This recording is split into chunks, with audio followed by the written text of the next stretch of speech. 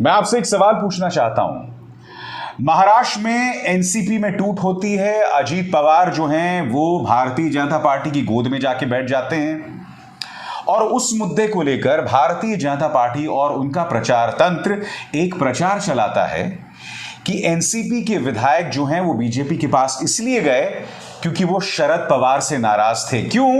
क्योंकि शरद पवार राहुल गांधी को देश के अगले प्रधानमंत्री के तौर पर प्रोजेक्ट करना चाहते थे।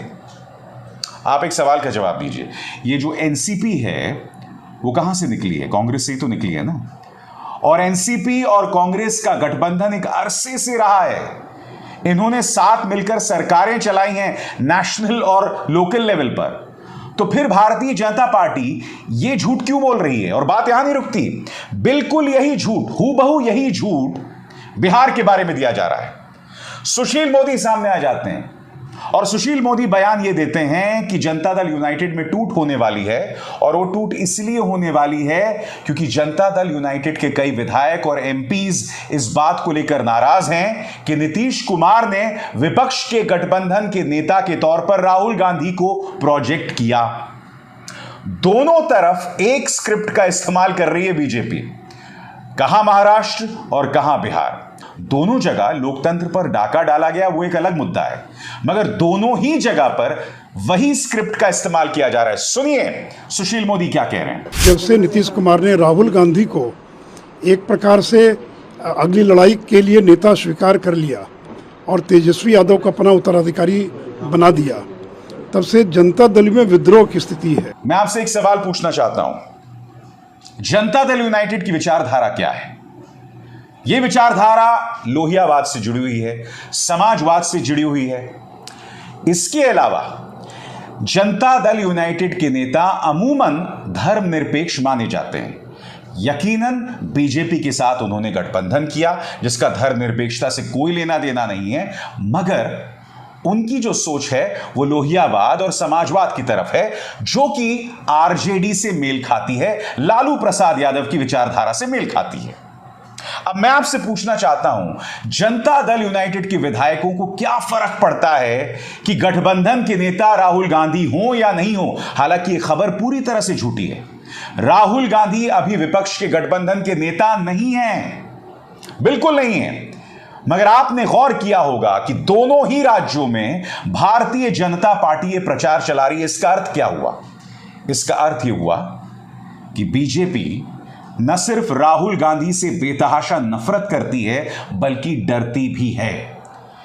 बीजेपी को इस बात का डर सता रहा है कि जब से राहुल गांधी ने भारत जोड़ो यात्रा शुरू की और उसके बाद उन्हें हिमाचल और कर्नाटक में शानदार सफलता मिली, उसके बाद से ही बीजेपी जबरदस्त टेंशन में है और वो कोशिश कर रही है कि राहुल गांधी को पॉलिटिकली अनटचेबल बनाया जाए, राजनीतिक तौर पर हाशिए पर लाया जाए, लोगों में धारणा पैदा की जाए, विपक्ष में धारणा पैदा की जाए कि भाई अगर राहुल गांधी तुम्हारे साथ हैं तो हम तुम पर निशाना साधेंगे। वरना आप बताइए ना, वही स्क्रिप्ट महाराष्ट्र में भी इस्तेमाल हो रही है और वही स्क्रिप्ट बिहार में भी इस्तेमाल हो रही है। क्यों? दोनों में कोई समानता नहीं है। इसका अर्थ क्या हुआ दोस्तों? इसका अर्थ साफ हुआ कि राहुल गांधी वो नेता हैं जिनसे भारतीय जनता पार्टी न सिर्फ डरती है बल्कि नफरत भी करती है। और एक और नेता है जिससे बीजेपी डरती भी है और नफरत भी करती है, और वो है तेजस्वी यादव। क्योंकि तेजस्वी यादव के खिलाफ मैं आपको बतलाना चाहूंगा, सीबीआई ने नया आरोप पत्र दाखिल किया है, न सिर्फ तेजस्वी यादव के खिलाफ बल्कि उनके पूरे परिवार के खिलाफ। वो क्या कहता है मैं आपको बतलाऊंगा, मगर मैं आपको बतलाना चाहता हूं, जैसे ही महाराष्ट्र में खेला होता है, तमाम जो गोदी मीडिया न्यूज चैनल्स हैं उन्हें एक स्क्रिप्ट मिल जाती है जिसमें अब यह कहा जा रहा है कि बिहार में खेला होने वाला है। और बात यहां नहीं रुकती, कुछ न्यूज चैनल्स तो यह तक कह रहे हैं कि 1 महीने के अंदर बिहार में सरकार पलट जाएगी। और यहां पर भी भारतीय जनता पार्टी की सोच का इस्तेमाल हो रहा है। क्योंकि अगर आपने गौर किया होगा, सुशील मोदी ने क्या कहा था? सुशील मोदी ने यही कहा था कि जनता दल यूनाइटेड के जो विधायक और सांसद हैं वो इस बात को लेकर नाराज हैं कि नीतीश तेजस्वी यादव को अपना उत्तराधिकारी बना रहे हैं और राहुल गांधी में अपना विश्वास जतला रहे हैं। और जिससे मेरी वो थ्योरी सही साबित होती है कि भारतीय जनता पार्टी तेजस्वी यादव और राहुल गांधी से नफरत करते हैं और उनसे डरते हैं और किसी भी कीमत पर उनके राजनीतिक वजूद को खत्म करना चाहते हैं। बहरहाल मैं आपको बतलाना चाहूंगा दोस्तों कि सीबीआई ने नए सिरे से तेजस्वी यादव और उनके परिवार पर हमला बोला है। मुद्दा क्या है, मैं आपको पढ़ के सुनाना चाहता हूं। नौकरी के बदले जमीन घोटाले में लालू परिवार की मुश्किलें बढ़ गई हैं। इस मामले में राजद प्रमुख और पूर्व सीएम लालू प्रसाद यादव, बिहार के डिप्टी सीएम तेजस्वी यादव और पूर्व सीएम राबड़ी देवी पहले से ही जांच का सामना कर रहे हैं। अब सीबीआई ने तीनों के खिलाफ आरोप पत्र दाखिल किया है। जानकारी के मुताबिक सीबीआई ने बिहार के डिप्टी सीएम तेजस्वी यादव, लालू यादव और राबड़ी देवी के खिलाफ आरोप पत्र दाखिल किया है। नौकरी के बदले जमीन घोटाले के आरोप पत्र दाखिल किया है। दिल्ली के राउज एवेन्यू कोर्ट में सीबीआई की ओर से चार्जशीट दाखिल की गई है। हालांकि सीबीआई की ओर से दायर किए गए इस आरोप पत्र पर सुनवाई की अभी कोई तारीख नहीं की गई है, लेकिन यह मामला पहले से ही 12 जुलाई को सुनवाई के लिए सूचीबद्ध है। कहने का अर्थ क्या है दोस्तों? कहने का अर्थ बिल्कुल साफ है कि बिहार में अगर भारतीय जनता पार्टी को कोई चुनौती दे सकता है तो वो तेजस्वी यादव है। इस वक्त तेजस्वी यादव निर्विवादित बिहार में सबसे ज्यादा लोकप्रिय राजनेता हैं और यही वजह है कि तेजस्वी यादव पर निशाना साधा जा रहा है। क्योंकि हम ये ना भूलें, इस वक्त भारतीय जनता पार्टी के सामने दो चुनौतियां हैं। महाराष्ट्र की उन 48 सीटों पर कैसे कब्जा किया जाए और दूसरी तरफ बिहार की लोकसभा सीटों पर किस तरह से कब्जा किया जाए। क्योंकि हम ये ना भूलें, पिछली बार यानी 2019 के लोकसभा चुनावों में इन दोनों ही राज्यों में भारतीय जनता पार्टी को 56 फाड़ सीटें मिली थी। अगर यहां पर विपक्ष का राजनीतिक समीकरण कामयाब हो जाता है तो यकीन मानिए दोस्तों, भारतीय जनता पार्टी के लिए 2024 में जादुई आंकड़ा छूना मुश्किल हो जाएगा, नामुमकिन हो जाएगा सिर्फ इन दो राज्यों से। यही वजह है कि साम दाम दंड भेद से महाराष्ट्र और बिहार पर निशाना साधा जा रहा है। यही वजह है कि राहुल गांधी की लोकप्रियता से इन्हें जबरदस्त एलर्जी मिली हुई है। देखिए, तेलंगाना में राहुल गांधी ने रैली की और किस तरह की प्रतिक्रिया मिल रही है। तेलंगाना में तो अब यह भी कहा जा रहा है कि भारतीय जनता पार्टी अब तीसरे नंबर पर आ गई है। पहले नंबर पर केसीआर, दूसरे नंबर पर कांग्रेस और तीसरे नंबर पर बीजेपी है। राहुल गांधी लगातार एक के बाद एक, यही कहा जाए कांग्रेस एक के बाद एक अपनी राजनीतिक मौजूदगी वहां दर्ज कर रही है। सुनिए मंच पर खड़े होकर किस तरह से राहुल गांधी ने वादा किया।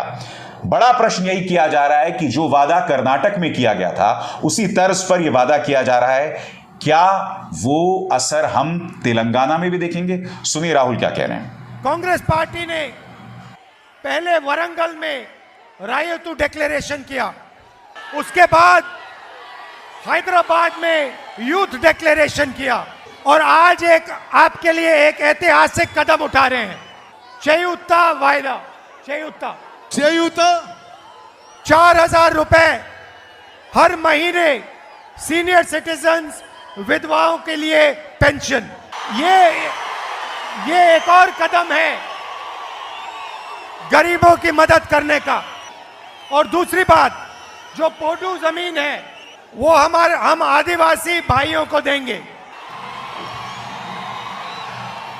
तो यही वजह है दोस्तों कि राहुल गांधी पर भारतीय जनता पार्टी निशाना जो है लगाने का कोई मौका नहीं छोड़ती। झूठ तक का सहारा लिया जाता है, चाहे अमित मालवीय हो, चाहे स्मृति ईरानी हो, चाहे जेपी नड्डा हो, खुद गृह मंत्री अमित शाह कई बार पकड़े गए हैं राहुल गांधी के मुद्दे पर झूठ बोलते हुए। और क्यों? क्योंकि साम दाम दंड भेद से राहुल की विश्वसनीयता को बर्बाद करना है और यही बिहार में हो रहा है तेजस्वी यादव के साथ। अब मीडिया को सुपारी दे दी गई है कि किसी भी कीमत पर लोगों में बिहार की सरकार को लेकर एक शक पैदा किया जाए। मगर बड़ा प्रश्न यह है कि क्या वाकई बिहार में नीतीश और तेजस्वी की सरकार जो है खतरे में है? उसका जवाब कुछ देर बाद। मगर जो सुपारी दी गई है दोस्तों, एक एक करके आपके स्क्रीन पर। अब बिहार में हो सकती है बीजेपी की सरकार, सीधे इंडिया टीवी कह रहा है दोस्तों। और जैसे कि कुछ देर पहले मैंने आपको बताया था, टाइम्स नाउ ने तो यह तक कह दिया था कि 1 महीने के अंदर नीतीश की सरकार गिरने वाली है। मैं फिर आपसे पूछना चाहता हूं, क्या मीडिया को इस तरह से खुल के बोलना चाहिए कि 1 महीने में बीजेपी की सरकार हो जाएगी? आगे देखिए, महाराष्ट्र के बाद अब बिहार में हलचल, नीतीश फिर मारेंगे पलटी। 2 चीजें यहां पर महाराष्ट्र के साथ बिहार को तो जोड़ ही दिया, नीतीश कुमार पर सवाल कर दिया कि नीतीश पलटी मारेंगे, जबकि सुशील मोदी और अमित शाह साफ तौर पर कह चुके हैं कि नीतीश कुमार चाहे नाक रगड़ें, उन्हें हम वापस नहीं लेंगे। सुनिए सुशील मोदी क्या कह रहे हैं अमित शाह का नाम लेते हुए। नीतीश कुमार के बारे में तो पहले ही अमित शाह जी ने साफ कर दिया है कि किसी कीमत पर नीतीश कुमार को हम स्वीकार नहीं करेंगे, और से वो नाक भी रगड़ेंगे आकर बीजेपी के दरवाजे पर, तो भी बीजेपी कभी नीतीश कुमार को भी स्वीकार नहीं करेगी। फिर इंडिया टीवी ही देखिए, पवार की पार्टी टूट गई, अब टूटेगी नीतीश की पार्टी, खुलेआम मीडिया कह रहा है दोस्तों। आगे देखिए, महाराष्ट्र में टूट गए पवार, अगला टारगेट बिहार। आज तक क्या बिहार से भी होने वाली है सियासी उठापटक? रिपब्लिक भारत, मोदी की गुगली से विपक्ष हो गया क्लीन बोल्ड। महाराष्ट्र के बाद यूपी बिहार, टूटी नीतीश अखिलेश की पार्टी। अखिलेश को भी नहीं बख्शा जा रहा है, यहां तो अखिलेश के बारे में कहा जा रहा है कि उनकी पार्टी टूटने वाली है।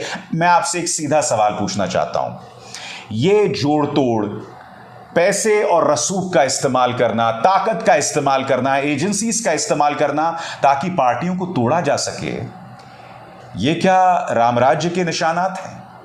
क्या यह बहुत बड़ी बात है? क्या ये मास्टर स्ट्रोक है? क्या मीडिया को इसकी वाहवाही करनी चाहिए? मैंने जो आपको मिसाल दी है, उन तमाम मिसालों में मीडिया इसकी वाहवाही कर रहा है, प्रधानमंत्री नरेंद्र मोदी की गुगली बता रहा है। आप इस सवाल का जवाब दीजिए, क्या इन मुद्दों पर मीडिया को जिस तरह से सामदाम दंड भेद का इस्तेमाल बीजेपी कर रही है, इसको लेकर आलोचना तो चलिए दूर की बात, वो तुम्हारी हिम्मत नहीं है, सवाल तो करना चाहिए। आगे देखिए दोस्तों, बेशर्मी देखिए इस मीडिया के, एक एक करके। और सबका ध्यान महाराष्ट्र पर था, बिहार में बगावत, गिरेगी सरकार, बिहार में भी होगा बड़ा खेला। क्या बिहार में होगा महाराष्ट्र वाला गेम?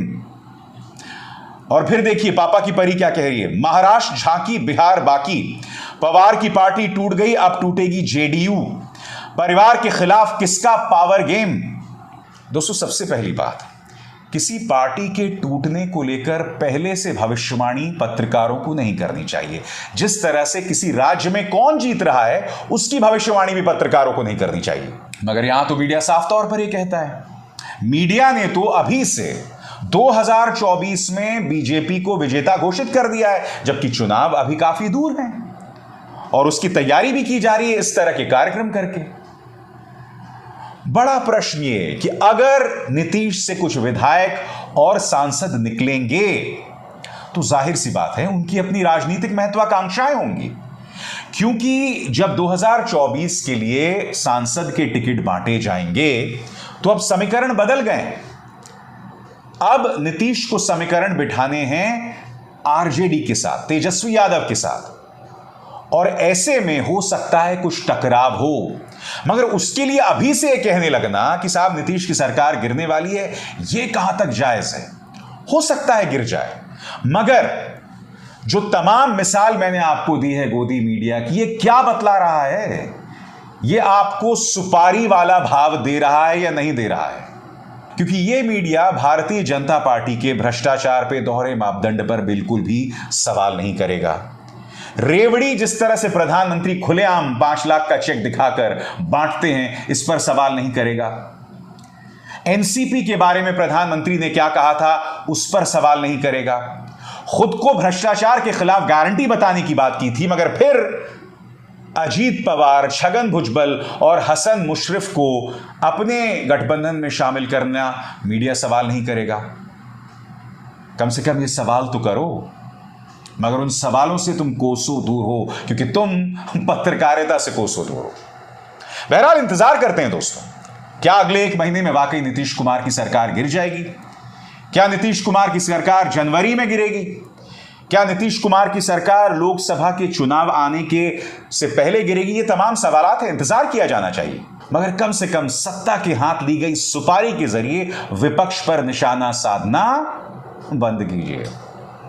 अविसार शर्मा को दीजिए इजाजत। नमस्कार।